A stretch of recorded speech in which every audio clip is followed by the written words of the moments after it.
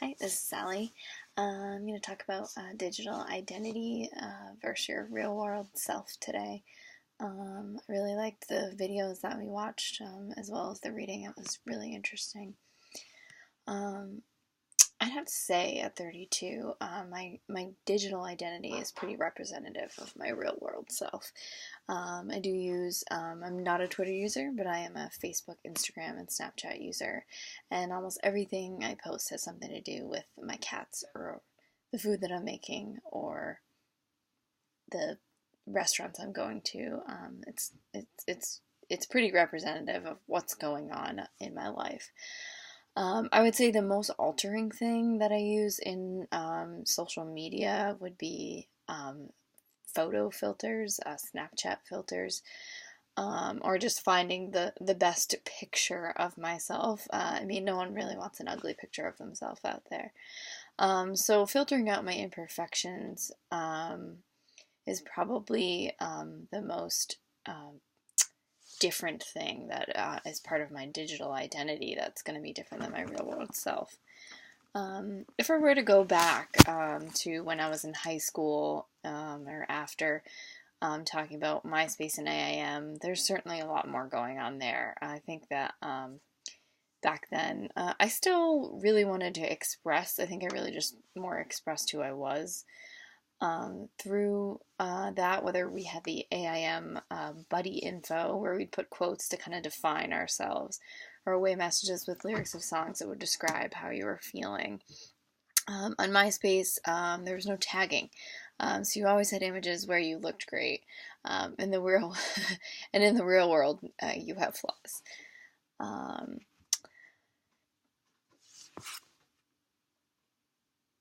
Technology such as Instagram, Facebook, and Snapchat allow friends and family to take a look inside of people's private lives.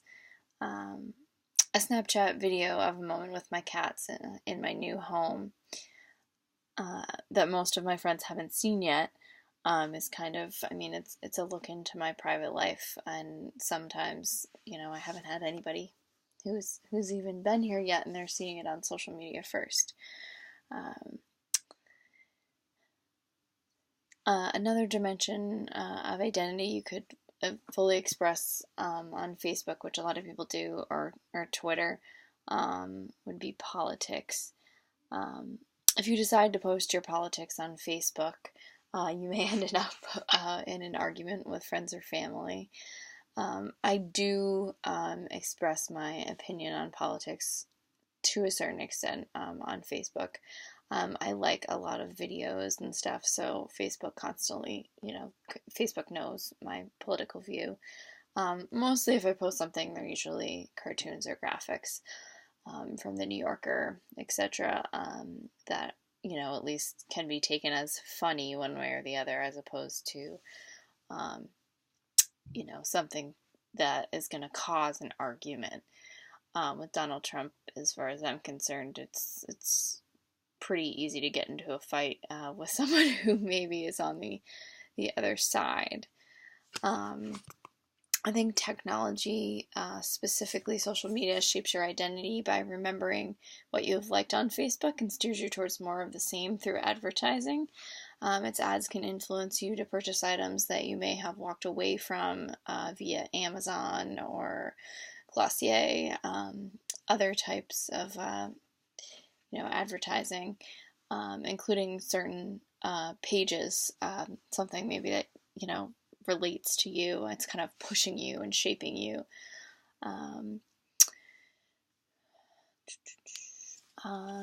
My digital identity currently is a solid part of my social life, particularly the past 2 years, where I've been working and going to school full time. I don't actually have time to go and hang out with my friends as much. So on social media, I can chat with my friends.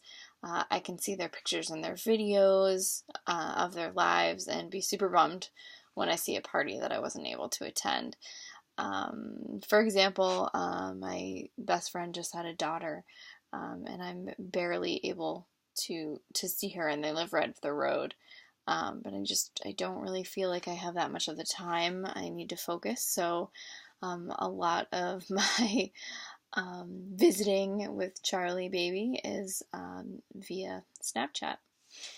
Um, Online identities are like a performance because you're only showing your friends and family as well as the public a specific view, one that you've edited and perfected for the audience.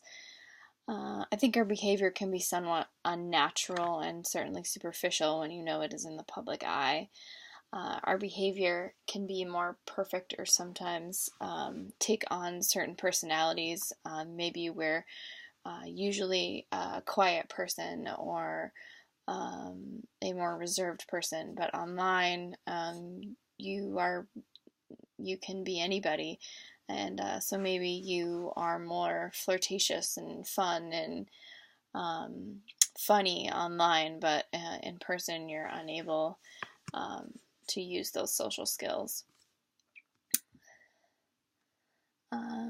Your digital identity, I think, can make you self-conscious in the real world if you're projecting one image online and you're not really that person in real life when you go to meet someone or you go to hang out with a group of friends you haven't seen for a long time and they're kind of confused as to what's going on because online they've seen a completely different person.